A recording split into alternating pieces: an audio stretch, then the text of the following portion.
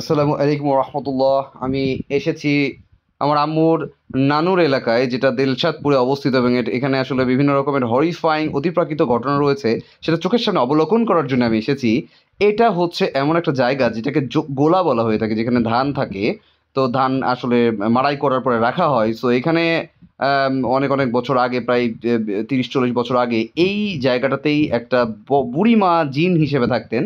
তিনি কি করতেন, তিনি এখানে মাড়াইকৃত ধান যখনই বিক্রি করে দেওয়া হতো, এক্স্যাক্টলি এই গোলাতেই সেই ধানগুলো আবার পরিপূর্ণ হয়ে যেত, আগের মতো পরিপূর্ণ হয়ে যেত। ইট মিনস ধান শেষ কখনোই হতো না। এই জায়গাটা এই জন্য আমার কাছে খুবই ইন্টারেস্টিং লেগেছে, এবং আমি এটা ভিডিও করে রাখলাম। এটা এখন আর নাই। সেই বুড়িমা হয়তোবা যেখানেই থাকুক, বা যদি বেঁচে থাকেন তাহলে হয়তো ভালো থাকবে, এটাই আমি দোয়া করবো তার জন্য। তবে তিনি এভাবে আসলে আমার আম্মুর নানুর এলাকাকে বা নানুর বাসার মানুষজন। তারপর আপনারা বাসাগুলো দেখলেও বুঝতে পারবেন যেটা আসলে অনেক আগের বাসা, এবং এটা মাটির দোতলা বাসা, যেটা অনেক বেশি সচরাচর দেখা যায় না। এইটা হচ্ছে একটা আহ, আহ, এটা একটা পরিত্যক্ত বাসা, যেখান থেকে বিভিন্ন রকমের অতিপ্রাকৃত শব্দ, বিভিন্ন চিৎকার, আর্তনাদ শুনতে পাওয়া যায়। এই জন্য আসলে এই বাসাটা এখন আরো একটা ইন্টারেস্টিং জায়গা। এটা একটা কুয়া ছিল। এই কুয়াটাতে সেই বুড়িমা থাকতো, যে বুড়িমা সবসময় ধানকে অনেক বেশি করে দিত, ধানকে পরিপূর্ণ করে দিত। আমার আম্মু সেটাই আসলে এক্সপ্লেইন করার চেষ্টা করছে। এই সেই জায়গাটা, যে জায়গাটা অনেক বেশি ভয়ঙ্কর ছিল। এখন আসলে আমি যে পুকুরটার কাছে এসেছি, পুকুরটার অতিপ্রাকৃত ব্যাপারগুলো আসলে বলে শেষ করা যাবে না, এতটাই ভয়ঙ্কর। এটা সবুজ কালারের পানি এখানে দেখা যাচ্ছে। এখানে এটা আজ থেকে অনেক বছর আগের কথা আমি গল্প করছি।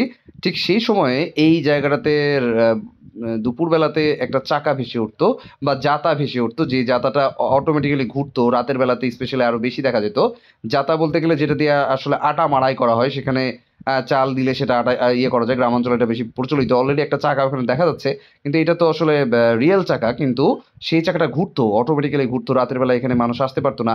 আর যে গাছটা এখানে মৃত অবস্থায় আছে, রাতের বেলা এই গাছের উপর থেকে একটা খুবই ভয়ঙ্কর মাথা, শুধু একটা মাথা সামনের দিকে উঠে মানুষজনদেরকে ভয় দেখাতো যদি কেউ এই পুকুরের আশেপাশে আসতো। সো এটা সবাই এই জায়গাটাকে অ্যাভয়েড করার চেষ্টা করতো, কিন্তু এখন আসলে সেই ভয়ঙ্কর ব্যাপারগুলা খুব একটা দেখা যায় না। এই জন্য হয়তো আমি খুব ইজিলি ভিডিও করতে পারছি। আম, কিন্তু ব্যাপারগুলো মোটেও এরকম এতটা সহজ ছিল না প্রিভিয়াসলি। বাট আমি দোয়া করবো সবাই যাতে সহি সালামতে থাকে, এরকম অতিপ্রাকৃত ব্যাপারের সামনে না পড়ে সবাই। আমি চেষ্টা করব আরও কিছু ইন্টারেস্টিং ঘটনা রয়েছে, এই ঘটনাগুলো শেয়ার করার। পরবর্তী যদি কোনো ভিডিও আমি বানাতে পারি, সেখানে আমি স্পেশালি প্রত্যেকটা জিনিস শেয়ার করব, এবং আরও ডিটেলসে বলার চেষ্টা করব। দিলশাদপুর অনেক সুন্দর জায়গা, প্রত্যেকটা মানুষের ব্যবহার অনেক সুন্দর, এখানকার মানুষের মনও অনেক পরিষ্কার। সো আমি আবারও ঘুরতে আসবো ইনশাআল্লাহ, আল্লাহ যদি চাই।